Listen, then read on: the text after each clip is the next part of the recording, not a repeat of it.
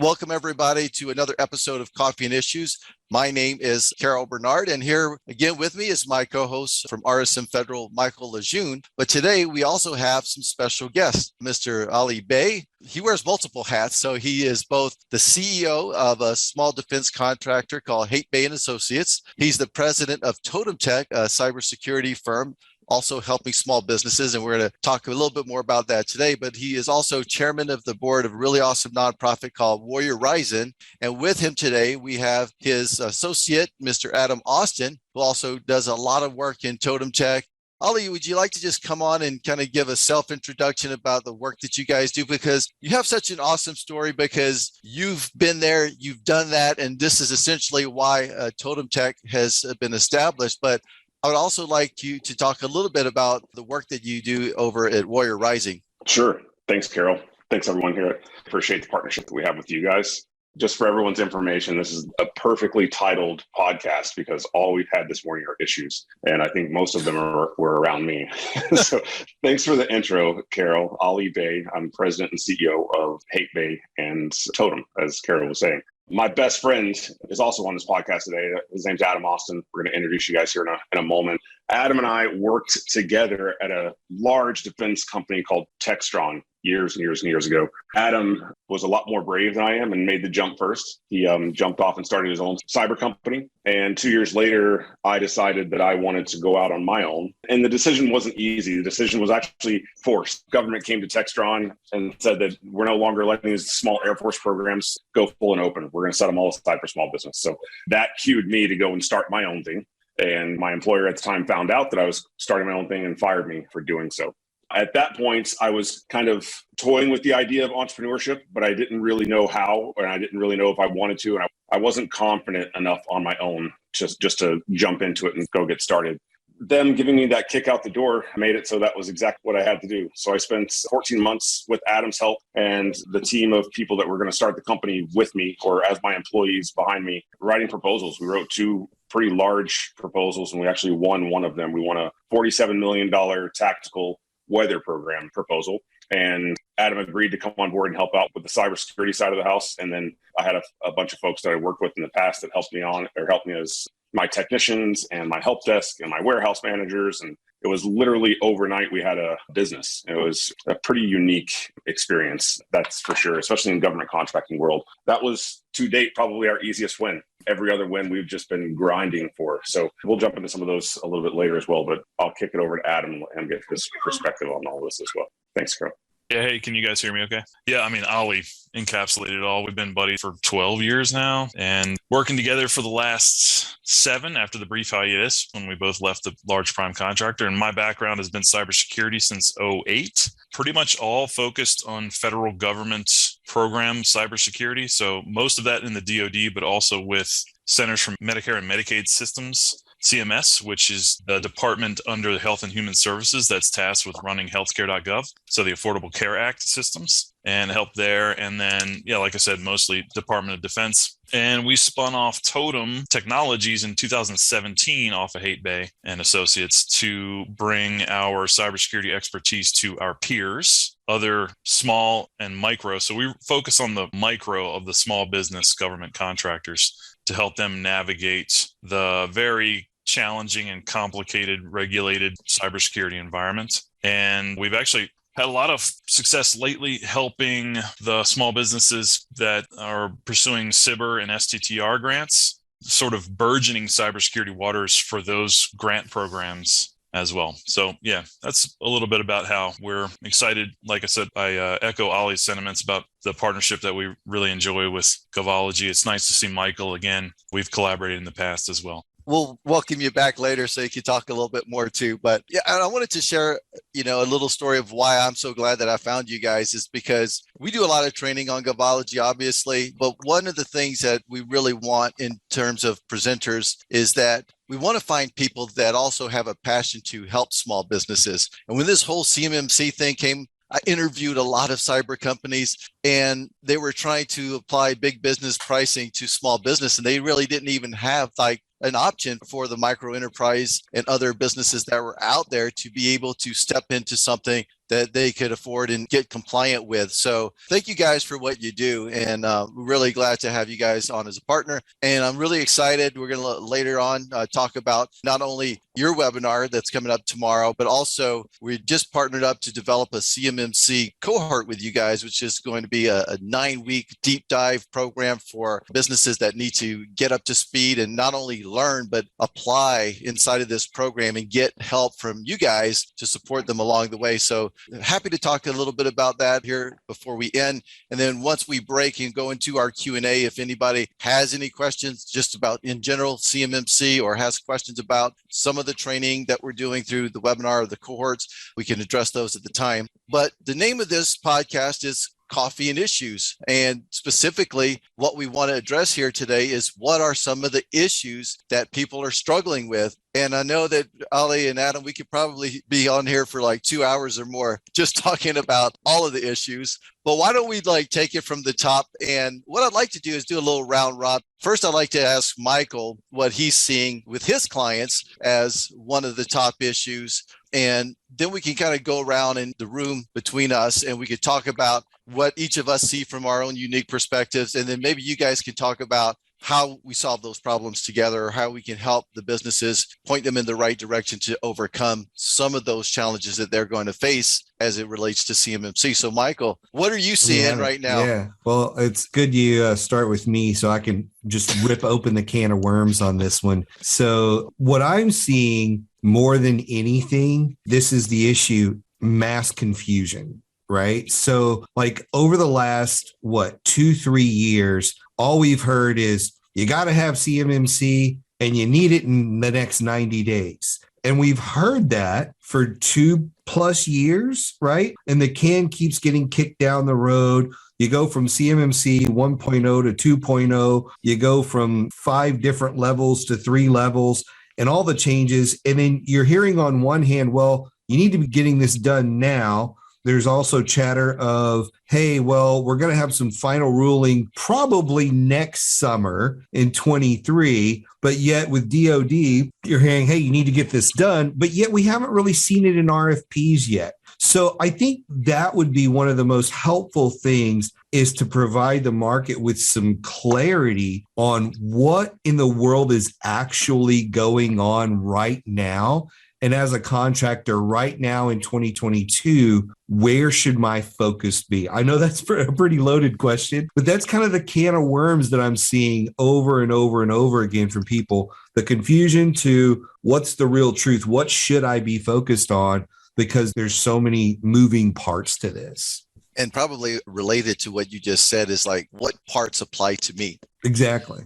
I think Michael hit the nail right on the head. And the confusion from contractors, the confusion from program management offices, the confusion from contracts administrators. Nobody understands what contractors are supposed to be doing. The government doesn't even understand their own requirements. Yeah. And we're learning on the fly, I guess you can say. So we are in a very unique situation where we're one of the only contractors that I've ran across that fully understand CMMC and the complexities of it. And we are actually seeing it. And I don't know if this is a result of the conversations we've been having with our PMO, but we're actually seeing it in the latest contracts that are coming out of HBAW, Hanscom Air Force Base.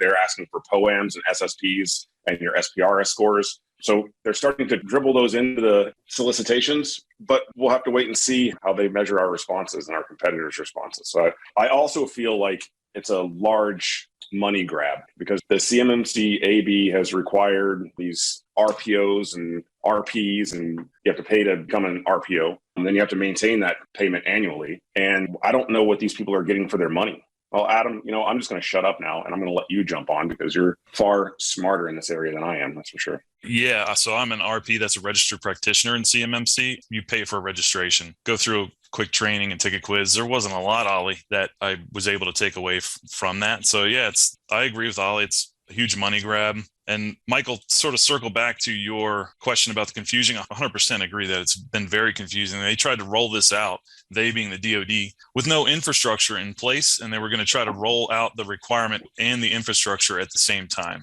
Just not going to work. And we've seen that it's taken 2+ years now to even build the infrastructure, and it's still not there. Let's talk about what CMMC is. It's going to be the stick that the DoD has to beat us over the head us being the contractors, to get in line to protect their information, right? The DoD will need thousands of assessors. On just some napkin math, on the low end, we've calculated it's like 1,500 assessors. And on the high end, it's more like 3,600 assessors, trained, highly skilled, highly trained individuals to be able to come and assess our implementation of these cybersecurity standards. So that sheer volume is going to take a long time to develop. Right now, there are exactly 0 certified assessors, and the exams don't even come out until December to be able to take the exam to become a certified assessor. But there are things that we have to do right now. And Ali's mentioning the requirements that are in the contract. So CMMC, as you mentioned, Mike, at the earliest, it'll be May next year before the DoD will really have that stick.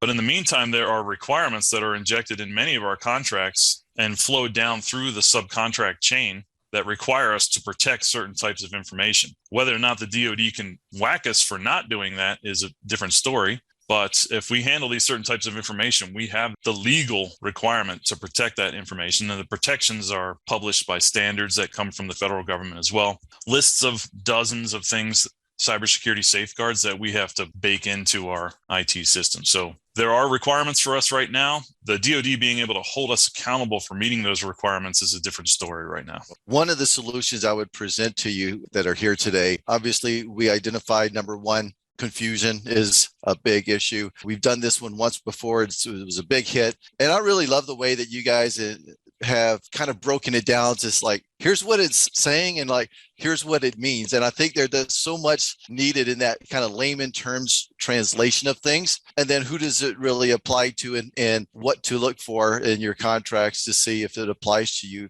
I encourage you to click that link, check that out, register for it.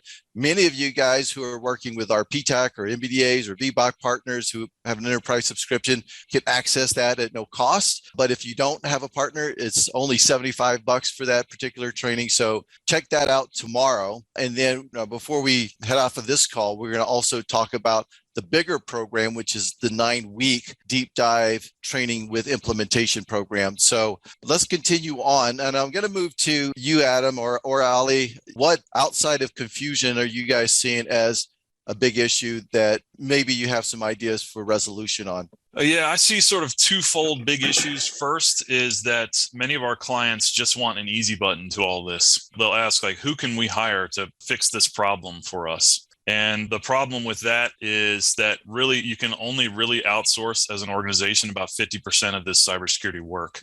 The other 50% needs to be done in-house in terms of building a cybersecurity culture. And if you think about safety in a workplace environment, you can't outsource a safety culture. And the same is true with cybersecurity. You can't outsource that type of culture where all of the individuals take cybersecurity seriously within your organization. You can't pay somebody externally to do that. Yet, we all have that desire to be able to do that. So that's a big issue. And then the other side was, okay, once a client or once an organization, one of our peers accepts the fact that they have some work to do, they want to jump right in the deep end. And they'll ask, okay, what technology do we go buy that fixes all of our technology cybersecurity problems? And that box just doesn't exist. They'll try to, like I said, jump right in the deep end. Whereas they should be following, our recommendation is that they follow a step-by-step methodology, a very cliche phrase, but take a crawl, walk, run approach to all of this instead of trying to compete in the sprint. Bite off bite-sized chunks, how do you eat an elephant, all those cliches. If you follow a step-by-step methodology, starting with the easy stuff first and the most important stuff first, the technology purchases are further down the line. But a lot of us just want to jump right to buying that technology. So both of my main issues, you can see Michael and Carroll revolve around wanting to buy their way out of this problem right away, right at the beginning. I think part of that ties in with the confusion, though, of where people believe I can hire somebody and they'll come in and they'll just implement CMMC, or I can buy a software and I install it somewhere, right, in the cloud, and that solves the problem. So there's the confusion, again, just keeps coming back around. I mean, we've had to protect data forever, but people have never had quite this kind of a stick before. And I think that's part of where they're like, oh, now that there's a stick and somebody can actually come and look at my policies, procedures, and then whack me with that stick or deny me a contract, now I've got to take it seriously. And I think that's part of what we're seeing too. Yeah, and we should talk about what the actual whacking involves, and that will be potentially payment stop revocation of contract, and even legal action for not abiding these requirements. So it's serious. Like you said, Michael, the requirements for protecting healthcare information have been around since 1996, even further back than that. But there's really no stick that the government has, especially for small businesses, to abide those requirements. The CMMC thing will be the first of its kind in terms of holding us accountable for doing this. Yeah. I was going to throw this one last thing in there, Ollie. Sorry. I was going to say, a lot of people that have been in government have been in government a really long time. And if you've been in government for a while, you've noticed that on one hand, the government doesn't change much, like over the span of time, and neither do the people. So I think the slow response to change is also going to affect this, because they're like, oh, well, this is all of a sudden this brand new requirement. It's like somebody just introduced the iPhone in like 1980, right? They're like, oh my gosh, what just happened here? And I don't know how to work it. It's voodoo magic. It is. It aligns quite well with early 90s and ISO, when ISO was rolling out and starting to be a requirement in government contracting back in the 90s. And industry was very wary, cautious of it actually being a thing and having to pay money to prove that they were compliant to this standard that didn't mean anything to them. And talking about the issues that I see, that as a CEO, like Adam, I believe, built this methodology for me. He built it so even the simplest minded CEOs could understand complex cybersecurity. And I think that's one of the reasons like industry loves what it is that we've rolled out to them, because Adam has been hitting me over the head with a cybersecurity stick since 2012, 10, whenever he started working with me. And like, it's not easy for, like, I was a program manager, I was a technician, I was a business owner. Like, it's not easy for us to wrap our head around these nebulous cyber requirements. And furthermore, as the CEO of a small startup company, where is my ROI?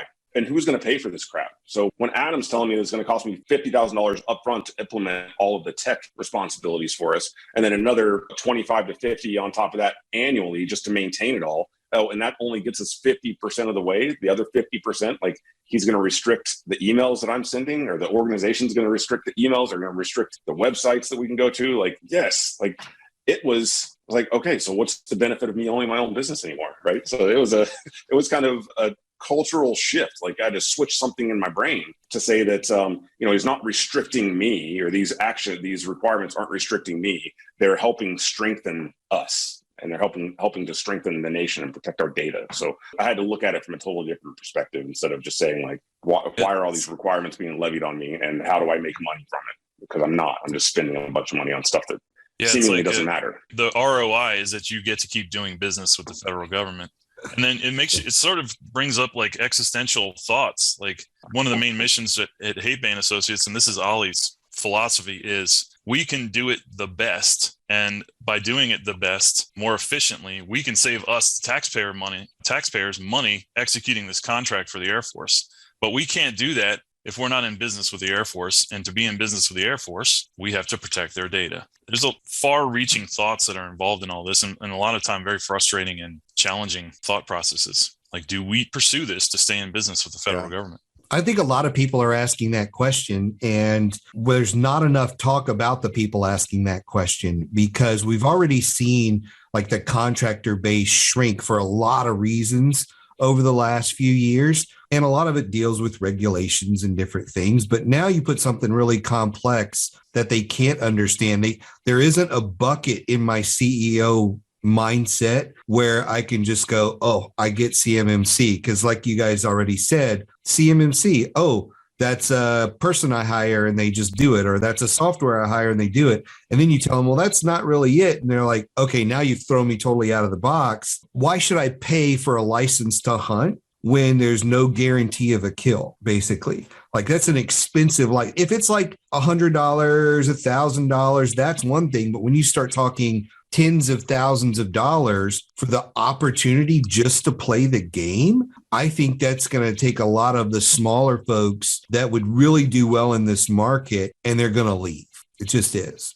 I absolutely 100% agree with you, Michael. There's actually a part of me that's like, well, us becoming compliant early and getting there is a competitive advantage for us. So like, when we're writing proposals and we see that there's a CMMC component, or It's actually, I've not seen CMMC in the proposals yet. I've seen NIST 800, 171, and 50, whatever the other numbers are. I'm not looking at my notes right now, but I've seen those in proposals. So I'm using it as a competitive advantage. Yeah. And I guess that's another level of ROI that, doesn't really, it's still a tough pill to swallow. Do you guys think that it's still so early in the game that we're going to see massive shifts in, like, go from CMMC 2 to CMMC 3 next summer because the government says, wow, this is so restrictive that we're putting people out of business? Or do you see it moving forward as is, and then maybe in 2025, the government going, wow, we lost 10,000 contractors. Now we've got to make some changes to this. If you had to look into a crystal ball, like, which way would you see it going? The latter. Yeah. That's what I was thinking. I think there's going to be a lot of attrition, unfortunately. It's very heartbreaking Carol's mentioned this cohort program. We've been running this cohort for 3 years now, training program, and we'll have like an Eastern Pennsylvania stock DoD part maker that's been making the same spring for 30 years. And now is told that the drawing for this spring is controlled unclassified information. And at a minimum, this 2-person shop is going to face, like Alli said, tens of thousands in annual costs on their cybersecurity program, where the total revenue that they bring in annually from the DoD is like 50,000. So you're talking about significant percentages of their revenue be placed in their cybersecurity program or directed towards their cybersecurity program. That calculation is a no-fly for them. They're like, yeah, I guess we're done. It's heartbreaking. In some situations, we've had companies come to us. We've talked to organizations that have hired IT professionals or MSPs to come in and solve this CMMC problem for them, and they have no idea what they're doing. So a lot of people out there are just selling snake oil. So when they realize that they haven't checked very many boxes, or they get their SPRS score and it's still crap, but they paid tens of thousands of dollars, they're like, well, they're going to throw their hands up because they've already spent all the money they could spend. The soapbox that Adam got on back in 2015, when we first found this requirement popping up, was that we were going to push small businesses out of the DoD market, and we had to do something to solve that problem. So that's ultimately why we started Totem, because Adam fixed our problems internally for us and realized that there was a better, faster, cheaper way for small defense contractors to get and stay compliant. And there really is. And it's all about education. Mm-hmm. It's truly educating our contracting peers to empower them so they can have an educated response back to their program management team when they start levying these requirements on them. You brought up a good point right out of the gate there about pushing people out of the DoD market. This is, all being built in DoD, and we expect the first rollout in DoD, but that doesn't necessarily affect the rest of the federal side. And so how do you see it? When do you see it where the federal side adopts it fully? Because I know there is that sort of delineation there where some of the other agencies will just be like, I don't know, right? Do you see that happening? Or do you see once DoD gets this in place, it just engulfs everything? Like, how do you see that happening? So I live in Utah half the year, Alaska half the year. And when I'm in Utah, I sit on a personal privacy commission for the governor, and we're trying to implement best practices for the state of Utah. And I think the only reason I'm even sitting on this governance board is because of my knowledge in CMMC and the DoD and how they've done it. The one thing that I'm pushing for the state of Utah is not to reinvent the wheel. I would prefer to see a version of CMMC pushed down to, or at least NIST requirements, a version of the NIST requirements pushed down to Utah contractors as well. That's what I'm advocating for. But again, like even at the governor's level, nobody understands what cybersecurity is. To most people, it's a box. It's a firewall. It's not a way of doing business. And that's the thing that we have to drive home, is that cybersecurity, first and foremost, is a fundamental shift in the way that we do business. The DoD is the tip of the spear when it comes to implementing lots of things, especially technologies and paradigms within the federal government. So I think, the CMMC will spread. There's already been talk of Homeland Security adopting something like CMMC. Hopefully it is whatever CMMC is, so there's not a bunch of different certifications happening at different federal agencies. And my other thought of this is that there's this infrastructure that I mentioned that's being built to support CMMC is quickly becoming a behemoth. And when there's lots of money to be made, folks will recognize that, and this behemoth will grow. And the consultants out there, the assessors out there, the wannabe assessors will push. There'll be a lobby to push the rest of the federal government to adopt something like this, just simply to grow what the accreditation body calls the ecosystem. It's otherwise known as the infrastructure supporting all the assessments, supporting the hand that wields that stick, right? So it's going to be a very large hand. We've talked a lot of the dark cloud of CMMC here. Is there some sunshine somewhere in all of this that you can share? Our collective intellectual property. Yeah. So starting with the DoD, our military intellectual property, our military competitive advantage. There's lots of reports about how that competitive advantage is being leaked away, spilled away, given away to our adversaries, Chinese, Russians, North Koreans, Iranians, organized crime syndicates. So this will all hopefully serve to protect that information and stop that hemorrhaging of information to our adversaries. There is good news in this, in that the standard that we're required to implement in order to be able to pass the eventual assessment, the CMMC assessment, there's lots of goodness baked into that standard. In fact, at Totem, we have something we call the Totem Top 10, which is the top 10 things that any small business, no matter what vertical you're in, no matter who your customers are, the basic cybersecurity stuff that you can best put in place first to protect your information. And the goodness is that those 10 things are baked into the standard that we're required to implement for DoD related information. So you are getting, as an organization, a lot of goodness out of this. There's just a lot more to do than the basic stuff, depending on what type of information that you're handling. So it's a lot to do. Well, I mean, we're definitely more secure. We're more aware of phishing schemes. Like, our team's actually excited when they catch a fish. They know that that's a win for them. I don't know. I go back again to education. Last week, Adam and I and the rest of the team were out at Hill Air Force Base, supporting the Hill Air Force Base air show, the Warriors over the Wasatch. And Adam and his Totem team came up with this idea of building this program to teach people how to build a secure password. And it was remarkable to me how many people had no idea what the components of a good secure password are, from children to adults. As a matter of fact, I had a very high-level employee of a very well-known company come up to me and say, when I invited him to test his password, he said, well, all of my passwords are 1, 2, 3, 4, and the name of this company. And I was like, I asked him why, and he said, well, I work for this company, and it's just easier for me to remember them that way. I explained to him how much information he had just given me about him and his company, and now what I could do with that information. And then he walked over and started testing some passwords. So that's some of the good. He changed it to password 1. Yeah, I think he went name of company 1, 2, 3, 4. Yeah.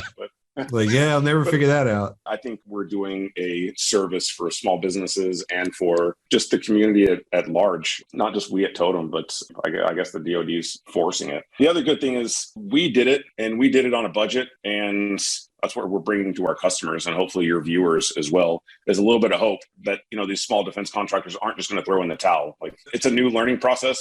But heck, writing a proposal was a learning process too, and a pretty darn big one. Any of these requirements in the FAR is a learning process. So this is just another one to add to it, and we're going to be better, stronger, more secure at the end of it. It's just, anything new is painful. I had another thought, but now it's gone. I think I wanted to talk a little bit about Warrior Rising. Wanted to mention them a little bit. So yeah, before we head out, we're going to get you to plug Warrior Rising. I wanted to share, while we were on the topic of shining a positive light, if there can be one on this subject. I think one thing that Adam said a little bit earlier, which reminded me of something that I heard Roger Herjavec say, which he's one of the sharks in Shark Tank, is like, where there's complexity, there's a competitive edge.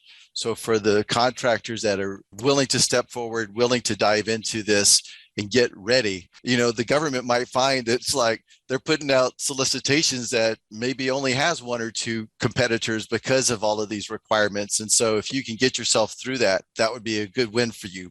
Also, another thing, as I was thinking about this, I'm by no means a cybersecurity guru, but I teach a lot about procurement readiness. And there's like a baseline level of procurement readiness where, like, you register at SAM, you get prepared to do business at a basic level. But beyond that, I talk about getting to the next level. And I see procurement readiness like a maturity model, like cybersecurity. And in fact, these are kind of starting to now intersect, because while you get registered at SAM and then you start looking at the opportunities you want to pursue, you can see in the solicitations where they might have some of these requirements. When you see these requirements, then you can make that judgment call at the time. Do we step into this? Is it attainable for us? How far do we need to go? because it's not just the DoD, it's other government agencies, and it's also state and local government agencies, which may have some different requirements. And they might have some basic things like, hey, how do you handle if you have a data breach? How do you cover that? Are you going to have a system of reporting internally from your employees? How are you going to report that back to us? And so this is why I'm really excited to work with you guys, because we actually have two programs. The CMMC one's coming in August. We have the smaller 5-week cohort. That's just some good basic cyber readiness that we're putting out there later on in the fall. So I'm really excited about both of those programs. And the other thing that I'm really also excited about, and I'm hoping to see, is that the government or some maybe nonprofit organizations will put some dollars to help some of these small businesses within their state get at the ready, especially those ones who are truly capable of doing the business. I see this as an opportunity for some of those state and nonprofit organizations. I've already seen some movement. And in fact, we have for your guys' cybersecurity cohort that's happening, is the 5-week program. We've already got a nonprofit organization who's willing to sponsor up to 10 students in that program. We just need to get it in. So if you guys are from New York and you want to take advantage of that, let's get it done. Because this is the other big disconnect that I'm seeing right now in the present. The government is really trying to do a lot for small disadvantaged businesses, but the very definition of a small disadvantaged business, one of those disadvantages is the economic disadvantage. So it's hard to have an economic disadvantage and take advantage of some of these opportunities unless perhaps you're an Alaska Native corporation with a lot of resources behind you that can do that. So I'm hoping to see more support coming in from the nonprofit world, from the government world, and each of the state levels to really help support businesses to get their education and get it done.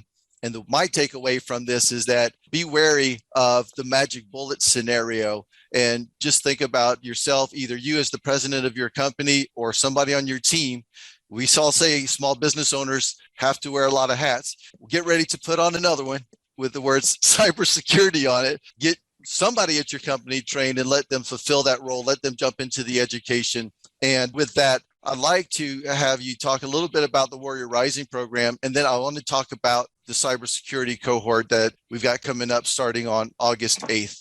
Yeah, thanks, Carol. I appreciate that. Yeah, so Warrior Rising is a 501c nonprofit here in the state of Utah, started by a friend of mine, Jason Van Camp. The premise of Warrior Rising is to teach entrepreneurship to veterans and veteran family members. So to dates, we have trained over 300 successful operating businesses today, some from startup to where they're at currently, others from an acceleration perspective. So last year alone, we raised $1.5 million. We helped 150 businesses last year. We have 21 businesses now that are over $1 million in revenue. Our organization, Haight Bey, has an incubator accelerator space that we have created in Utah for local veterans and minority folks to come in and work out of our space, and Warrior Rising helps out with that. It's just a great organization. If you have any challenges in business, if you are looking to be a mentor, or if you just need some business training yourself, if you're a veteran or your parents were veterans, reach out to us. We've got everything that we offer is free. We offer a 8-week online business boot camp, if you will. And then once you get through that, we also have a MBA program that we're putting together with with an organization called Vet to CEO. So check us out, warriorrising.org. Awesome. Hey, thank you for sharing. And I definitely, as I told you, I wanted to get involved with that. So I'm going to likely sign up if you guys are whatever. I'm going to come to you offline to see what do you need so I can take part in that. You would be a fantastic mentor, Carol, you and Mike both. And we would love to have you on the team or even on the board. I'm always looking for new board members. All right. Awesome. Nice. Well, thank you for sharing. And let's shift now before we head out. And again, for those of you guys who joined late, we are going to have this recording on demand. And by the way, if you happen to be watching this and it's a later date, then maybe it's next year, the links that I'm going to share with you right now, it's still going to give you access to some of that training that we talked about that Totem Tech is providing. So there's 2 trainings. One is the webinar that we've got tomorrow, which after tomorrow we're gonna have that on demand. So if you're looking for it after the fact, if you miss it, just go to Govology and type in cybersecurity and look for the training called Evolving DoD Cybersecurity Requirements. That's how you can find that training. I'm going to ask you, Tyrese, if you can post the link for the CMMC cohort that's actually starting up in August. So that's a 9-week intensive program where either a business owner or somebody from their team is going to put on that cybersecurity hat, dive in with the folks at Totem Tech, and not just learn, but do something more, which is to apply what they're learning. And throughout that process, they're going to have access to the folks at Totem Tech for questions, implementing that into their business. So this is a really awesome program. The link is right there, gavology.com/CMMC. If I could say one thing there, Carroll. Please say a lot. The idea of this 9-week program is that you're working on one aspect. You're taking those small bites that Adam was talking about every week. At the end of your 9 weeks, you're going to have your plan of action and milestones. You're going to have your system security plan. You're going to know how to report an incident. You're going to know what it's going to take to get you fully compliant and how long it's going to take you to get there. So we've had 100% positive feedback out of the hundreds of companies that have gone through it. And we've had one complaint so far, and that complaint was it wasn't long enough. And I think she was a very unique individual who loved cybersecurity. But that was the only complaint to date. So that's awesome. Well, I wanted to also put it out there because I know we have some PTAC counselors on the call. And I wanted to also say that this is a new program when we're launching more cohorts at Govology, which are not part of the regular Govology subscription. So it's an add-on. But if you are already a Govology client, we will give you a discount. So contact us. We have actually Amber Stevens, who's going to be managing that for the Govology team. And the phone number is 888-643-4276, extension number 2. Or you could just email amber@govology.com if you have any type of questions. For those of you guys who are PTACs, you're also welcome if you happen to have some funding, extra funding. I know some of you guys are coming up on your end of the year. Perhaps you want to put a counselor through the program so that they can get a deeper dive and maybe better assist some of their clients that they're trying to serve as a PTAC counselor.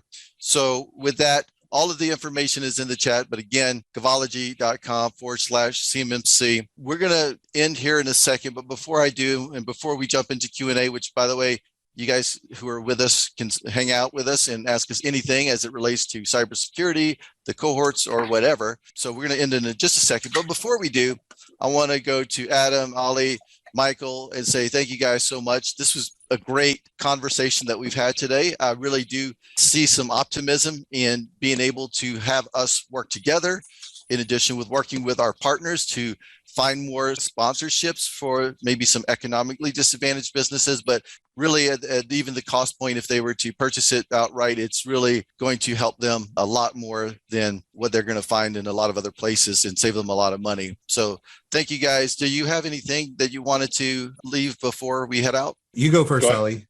Oh, I was just going to say thank you to Michael and to you, Carroll, and to Govology.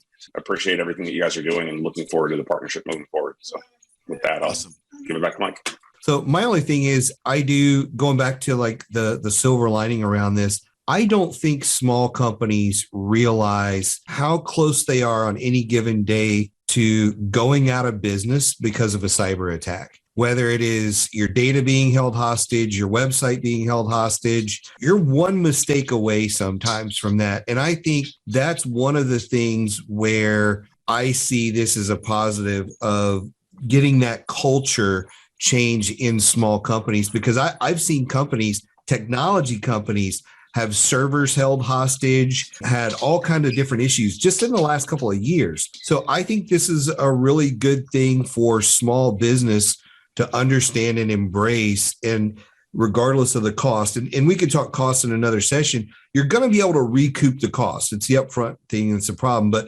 overall, I think if we go into the mindset of this is going to be like an insurance plan for our company, there's too many things where like the guy with the bad passwords or something else happening where somebody can get into your company and literally take it hostage in a moment. And there's not much you can do if you're not prepared. So I think this is a really good thing at the end of the day for small businesses, and they don't even know it yet. No, absolutely. And it's like locking the door on your business when you leave it, it's just, to prevent intruders from coming in. And this is a whole new world, and even more in the situation that we're in today, the cyber attacks are not going to probably decrease. So that's what I'm thinking. All righty, let's go to questions. So the way that you can ask questions here with us today is just either raise your hand, you could type it into the chat, or you can unmute your mic. So I've got one hand up. We'll go to Che. So Che, go ahead. Can you unmute your mic?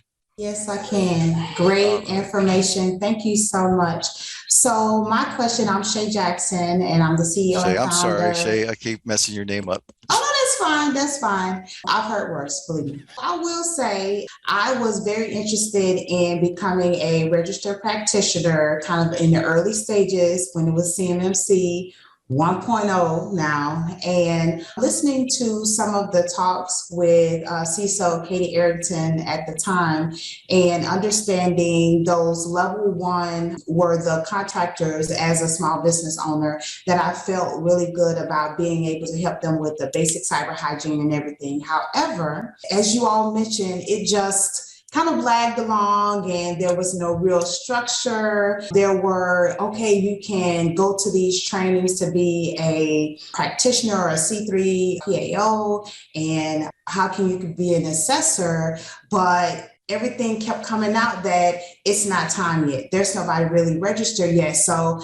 I just kind of fell away. Okay, they're not ready yet. And when I came back and then I really started reading again and saw that now with the new version, the 2.0, and with the level one, there is self-certification, which I thought in the readings that I had when I first heard about CMMC and was excited about it, was that was part of the reason for there being a certification for the maturity level, right? Because there were companies that were self-certifying and they didn't have those safety measures in place. They weren't doing what they were supposed to do. To me, and that's why my question is, with the level one having to self-certify once a year, do you really believe that they truly will or will kind of fall back into the situation of what brought the CMMC to light in the beginning?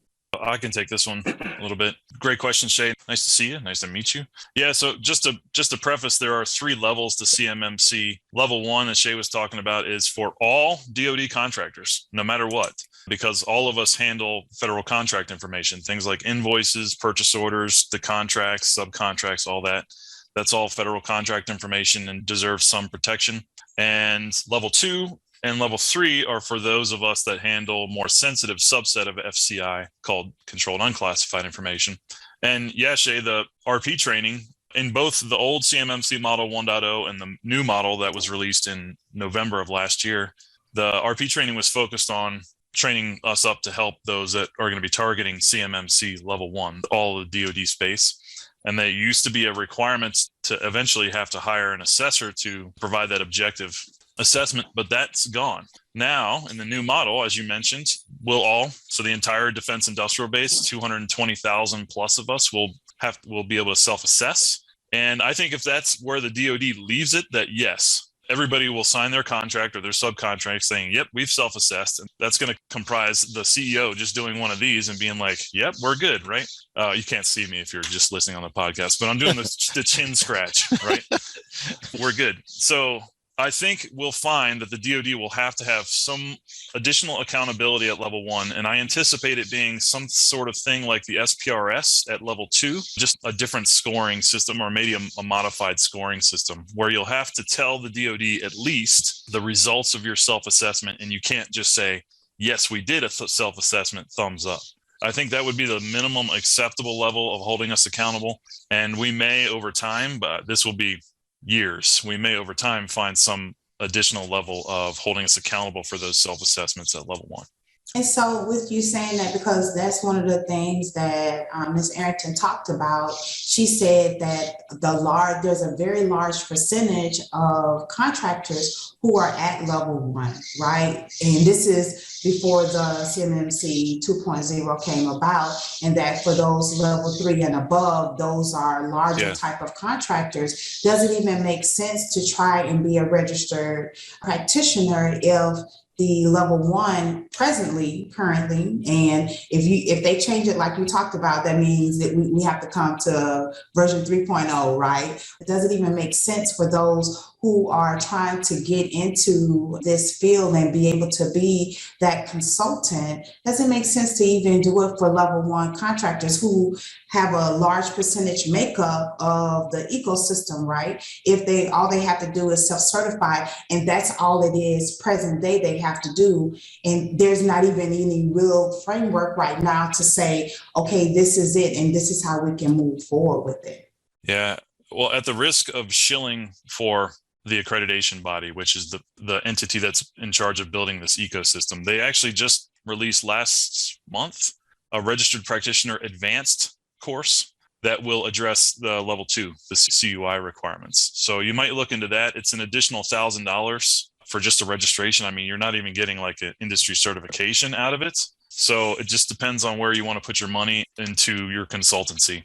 But it's called RPA. You can check it out at cyberab.org. Again, I'm risking shilling for this organization, but I received their notifications and I saw it. So yeah, it's an investment, and it's not gelled enough yet, I think, for me to make that investment and want to move forward. If you look at it instead of like as a personal or skills growth and rather as a marketing strategy, that might make more sense. Okay.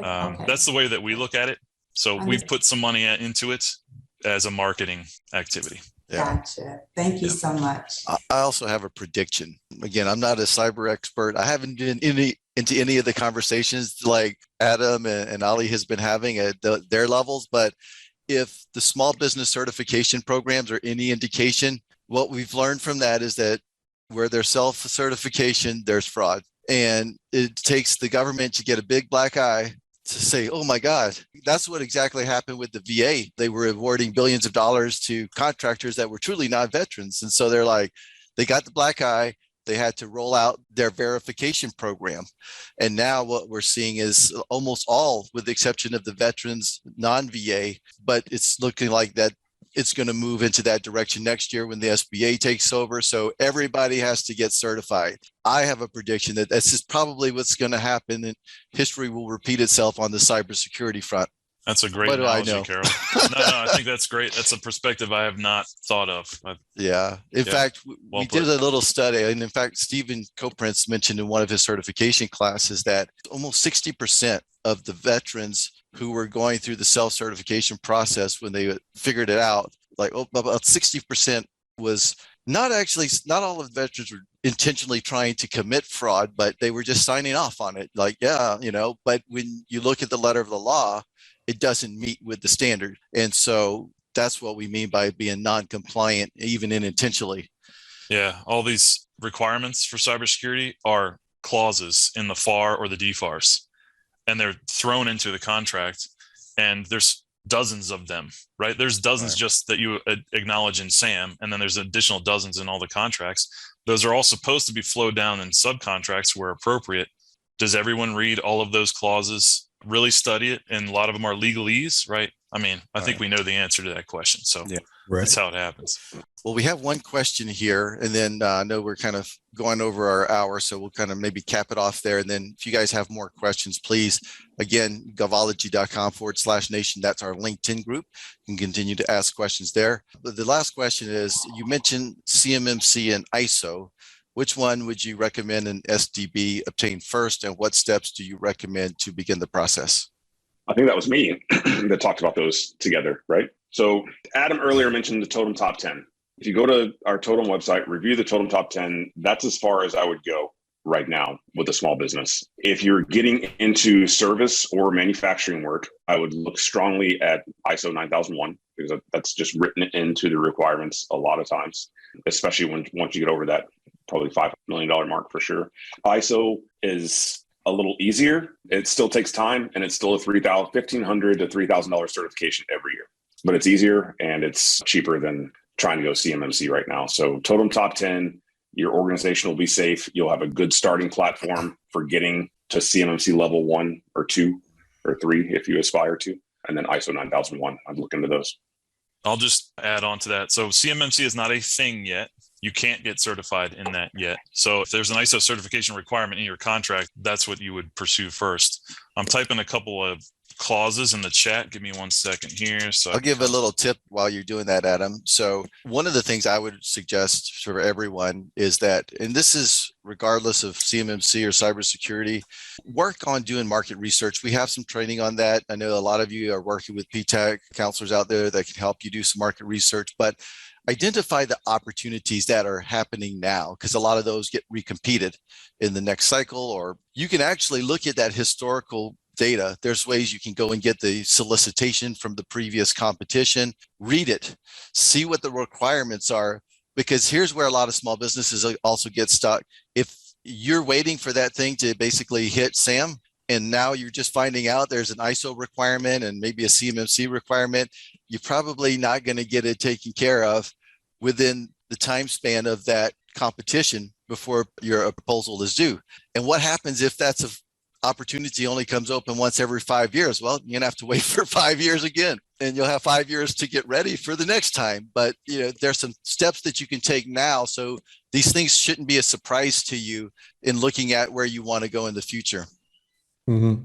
Hey, Carroll, that might be some of the best advice that we've heard today, because I think people don't do enough research on their customer. And that's the thing, is do that research on your customer. So we always talk about two things at RSM. I beat these drums all the time. Who buys what you sell, and how do they buy what you sell?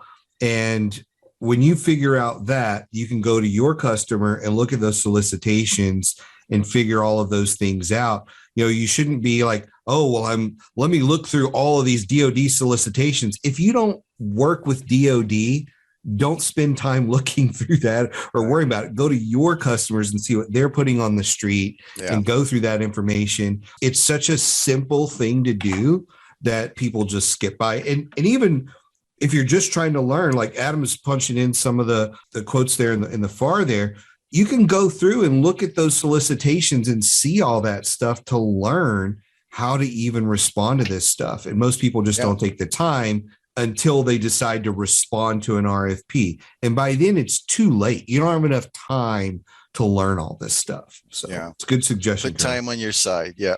Well, you got your FAR clauses in there and your DFAR clauses, Adam. Thank you for that. Yeah, I was going to say, if the choice comes down to cybersecurity or quality, or what you implement first, if those clauses that I typed in the chat are in your contract or solicitation or subcontract, you have no choice. You have to implement the cybersecurity standard, or to maintain your legal, or to reduce your legal liability of violating the government requirements. So look for those clauses in particular when trying to make that decision. Over. Absolutely. And again, you can find those clauses in the previous competitions if they're there, or if they're not. Start to have conversations with your customers about the requirements. And again, do what's relevant based upon the opportunities that you want to pursue, which may be different for everybody. Well, I think that's it. All right. Thank you, Adam. Thank you, Alli, for showing up with us. We're looking forward to the webinar tomorrow, and that's going to give a lot of more information on the basic of CMMC and how those requirements translate into plain language. So I always love that webinar. So we'll see you tomorrow. And outside of that, we'll see you guys on the next Coffee and Issues episode in August. Take care, everyone, and have a good summer until we see you then. Thanks, everyone. See you guys.